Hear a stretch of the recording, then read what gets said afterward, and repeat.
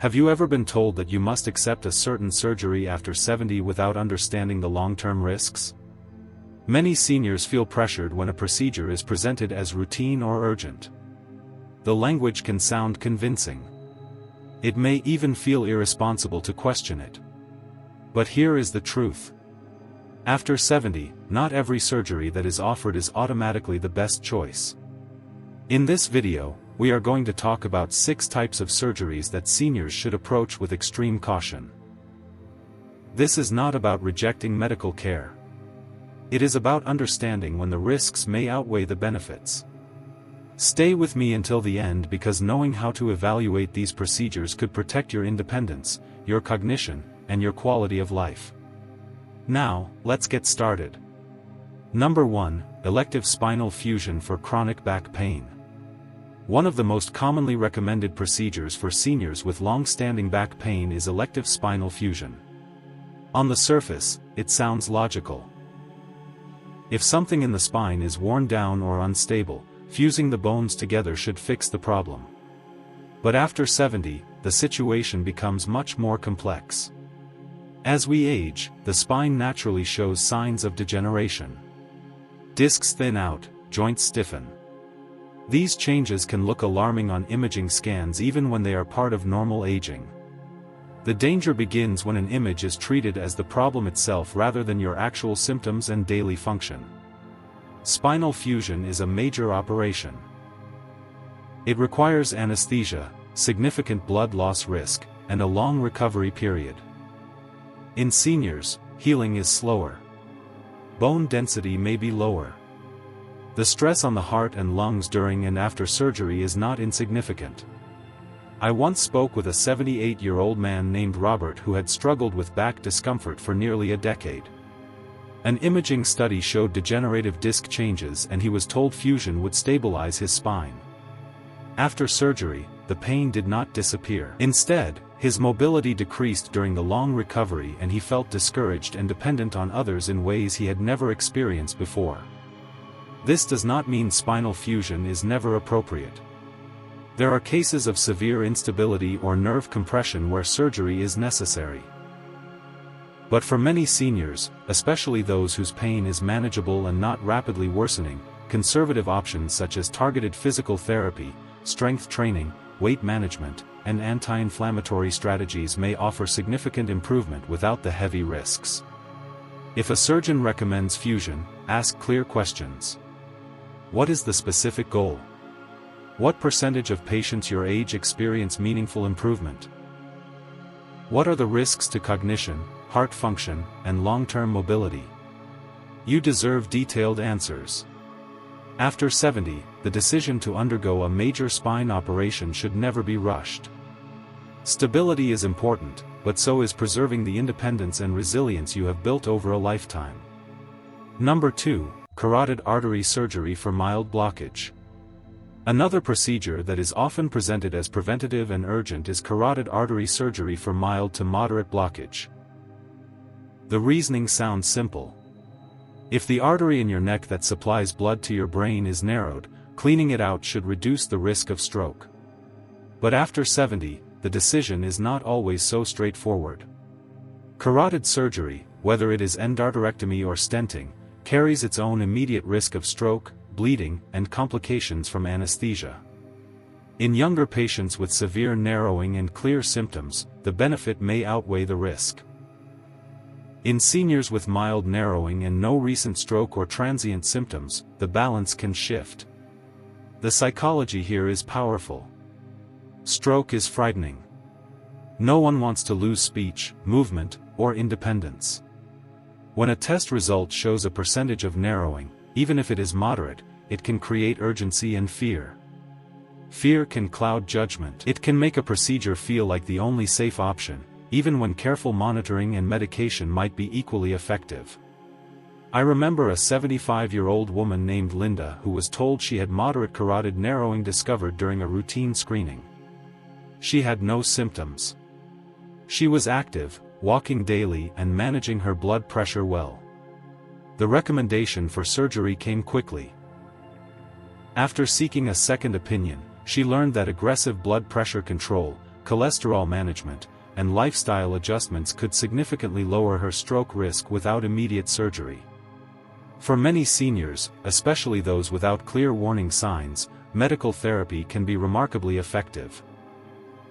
Blood pressure management, cholesterol-lowering medications, blood-thinning therapy when appropriate, and consistent follow-up imaging may offer protection without exposing the brain to the stress of an invasive procedure. If you are told you need carotid surgery, ask whether you have had symptoms. Ask what the actual stroke risk is with and without surgery. Ask how many patients your age experience complications from the procedure. These are not disrespectful questions. They are wise ones. Number 3, knee replacement for mild osteoarthritis. Total knee replacement has become one of the most common surgeries in America, and in many cases it truly restores mobility. But after 70, especially when arthritis is still considered mild or moderate, it deserves careful thought before saying yes. As we age, joint cartilage naturally wears down. Stiffness in the morning, some swelling after activity, and discomfort when climbing stairs can all be part of the normal aging process. An X-ray may show narrowing of the joint space or rough surfaces, and it can look severe even when daily function is still reasonable. Knee replacement is a major procedure.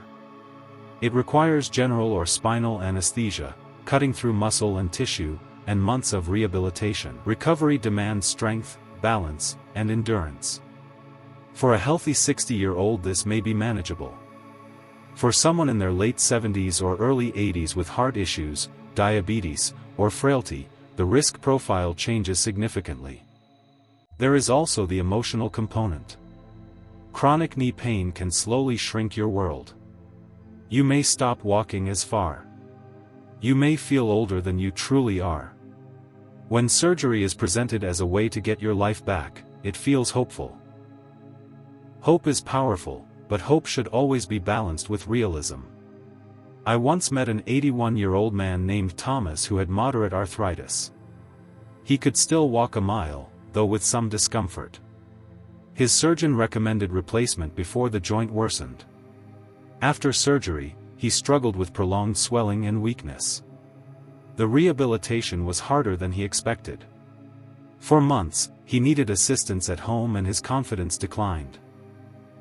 Contrast that with another patient in her late 70s who chose structured physical therapy, weight reduction, muscle strengthening around the knee, and anti-inflammatory dietary changes. Her pain improved enough that she postponed surgery indefinitely. She regained stability without undergoing a major operation. The key question is not whether knee replacement works. It often does. The key question is timing and necessity.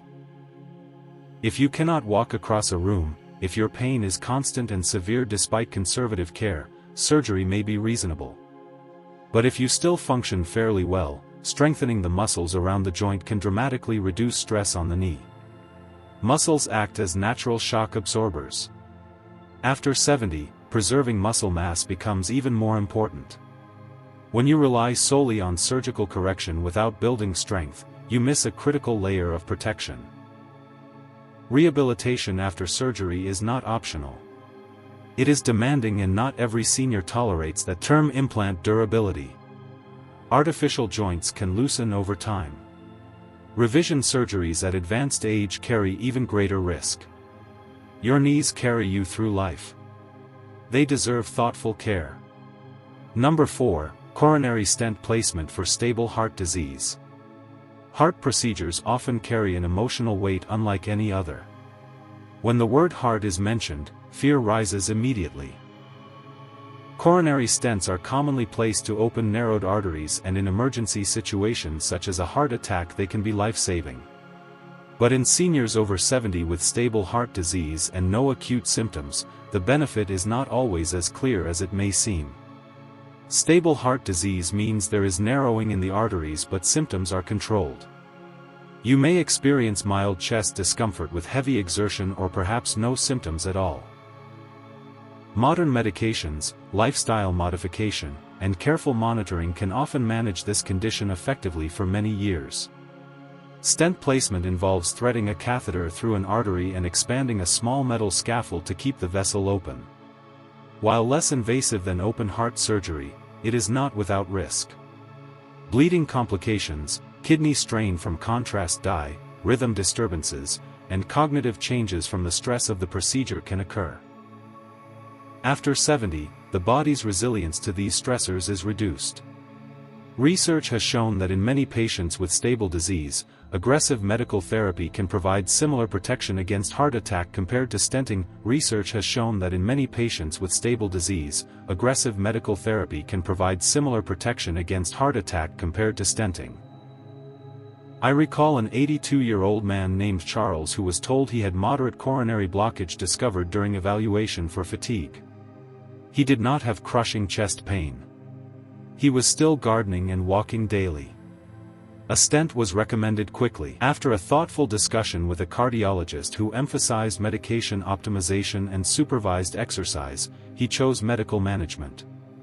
Years later, he remains active with stable symptoms and no invasive procedures. Number 5. Prostate surgery for mild urinary symptoms.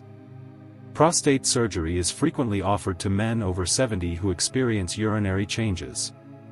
Waking up at night to urinate and occasional urgency can feel disruptive and frustrating. But accepting surgery too quickly for mild to moderate symptoms can introduce risks that many seniors do not fully consider. The prostate naturally enlarges as men age. This is not cancer. It is a common, often slow-moving change in the body. Enlargement alone does not automatically mean surgery is necessary. The real question is how much those symptoms truly interfere with your safety and quality of life. Procedures designed to reduce prostate size can improve urinary flow, but they are not minor adjustments. They involve anesthesia, instrumentation through delicate tissue, and potential bleeding. After 70, anesthesia can carry a higher risk of temporary confusion, memory disturbance, and imbalance. There are also functional risks that are often downplayed. Urinary incontinence and retrograde ejaculation can affect confidence and emotional well-being more deeply than the original symptoms. Conservative strategies such as adjusting evening fluid intake, reducing caffeine, and using medications can often reduce symptoms significantly. Number 6. Aggressive cancer surgery for slow-growing tumors. The word cancer changes the atmosphere of any room. It triggers fear instantly. The instinct is to remove it immediately. But after 70, not every cancer diagnosis requires aggressive surgery, especially when the tumor is slow-growing and localized. Certain cancers common in older adults, such as some prostate cancers, small kidney masses, early-stage thyroid nodules, or indolent. In many cases, active surveillance is a safe and widely accepted option. Active surveillance does not mean doing nothing. It involves careful monitoring, repeated imaging, and structured follow-up. For many seniors, it allows them to maintain quality of life without exposing the body to the stress of major surgery. Final thoughts. Reaching your 70s and beyond is not a sign of fragility. It is a sign of survival, wisdom, and resilience. You have lived through decades of change, challenge, and growth. That experience gives you the right to ask questions, to pause, and to choose carefully. Surgery can be life-saving. It can restore function and relieve suffering. But it can also introduce new risks, especially when performed without clear necessity. After 70, the body heals differently. The brain responds differently to anesthesia. The heart and lungs recover more slowly. The key lesson is not to reject surgery blindly. It is to understand your condition deeply. Ask whether the problem is urgent or stable. Ask how the procedure will affect your independence, your cognition, and your daily quality of life. Medicine works best when patients are informed and engaged. Which of these 6 procedures surprised you the most? Which one made you think differently about how decisions should be made after 70? Reflect on your own experiences. Have you ever felt pressured into a medical choice without fully understanding it? Thank you for joining us today. We'd love to hear from you. Leave a comment below and share one thing you learned today and how you plan to use it in your life. If you enjoyed this video and found it helpful, please like, subscribe, and share. Your support helps us continue creating good content to inform and inspire you. Thanks for watching, and we look forward to seeing you in the next video.